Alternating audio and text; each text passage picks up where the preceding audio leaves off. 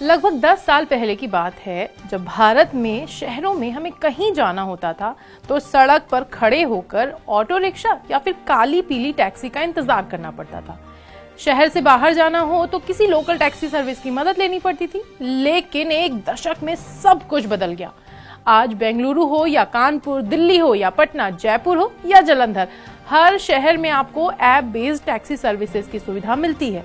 भारत में मुख्य रूप से 2 कैब एग्रीगेटर्स हैं। एक अमेरिकन कंपनी उबर है और दूसरी भारतीय स्टार्टअप ओला। ओला सिर्फ भारत में ही नहीं बल्कि दुनिया के दूसरे देशों में भी टैक्सी सेवाएं देता है। लेकिन इंटरनेशनल मार्केट में कदम रखने के 6 साल के अंदर ही कंपनी ने यू टर्न ले लिया है। जी हाँ, खबर है कि ओला अब इंटरनेशनल मार्केट से अपना कारोबार समेटने जा रही है। ओला कैब्स इस महीने के अंत तक अपने सभी मौजूदा अंतर्राष्ट्रीय मार्केट यानी यूके, ऑस्ट्रेलिया, न्यूजीलैंड से बाहर निकलने की तैयारी कर रहा है। ओला की घर वापसी की तारीख अब दूर भी नहीं है। ओला 12 अप्रैल 2024 से यूके, ऑस्ट्रेलिया और न्यूजीलैंड में कैब फैसिलिटी पूरी तरह से बंद करने जा रही है। कंपनी ऑस्ट्रेलिया में परिचालन बंद करने को लेकर कस्टमर्स को सूचनाएं भेजना शुरू कर चुकी है। कंपनी ने 2018 में ऑस्ट्रेलिया और न्यूजीलैंड में कैब सर्विस देना शुरू किया था। इससे पहले जनवरी में ओला कैब्स के मुख्य कार्यकारी हेमंत बख्शी ने कहा था कि कंपनी अब अपने ईवी सेगमेंट पर ध्यान देना चाहती है। इंग्लिश न्यूज़पेपर इकोनॉमिक टाइम्स ने ओला के एक ऑफिसर के हवाले से बताया है कि आने वाला टाइम इलेक्ट्रिक व्हीकल्स का है और पर्सनल उपयोग के लिए नहीं बल्कि कैब सर्विस और बिजनेस के लिए भी इलेक्ट्रिक व्हीकल्स की डिमांड बढ़ रही है। इसीलिए कंपनी ईवी के साथ भारत के बाजार पर फोकस करना चाहती है।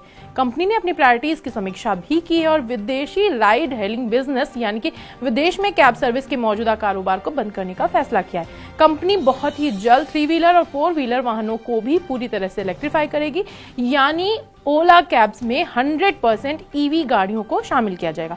चलिए अब कंपनी की वित्तीय हालत को भी समझ लेते हैं। इस साल की शुरुआत में अमेरिकी एसेट मैनेजर वैनगार्ड ने ओला की वैल्यूएशन को 30% घटाकर $2 अरब यानी $2 बिलियन से कम कर दिया।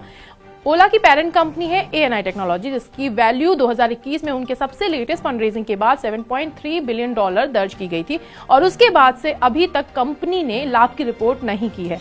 कंपनी की वेबसाइट के मुताबिक ओला कैब्स के जरिए हर साल 1 अरब से ज्यादा बुकिंग मिलती है, जिसके लिए 15 लाख से ज्यादा ड्राइवर पार्टनर्स के रूप में काम करते हैं। कंपनी ने यह भी बताया कि उसके कैब सेगमेंट के लिए 7,000 से ज्यादा कर्मचारी काम करते हैं। अगर आप ऐसी खबरों से अपडेट रहना चाहते हैं तो आज ही डाउनलोड करें Money9 का सुपर ऐप। यहाँ पर आप अपनी बचत, निवेश से रिलेटेड कोई भी सवाल पूछ सकते हैं और आपको सीधे एक्सपर्ट्स जवाब देंगे। तो देर किस बात की, फटाफट डाउनलोड करें Money9 का सुपर ऐप।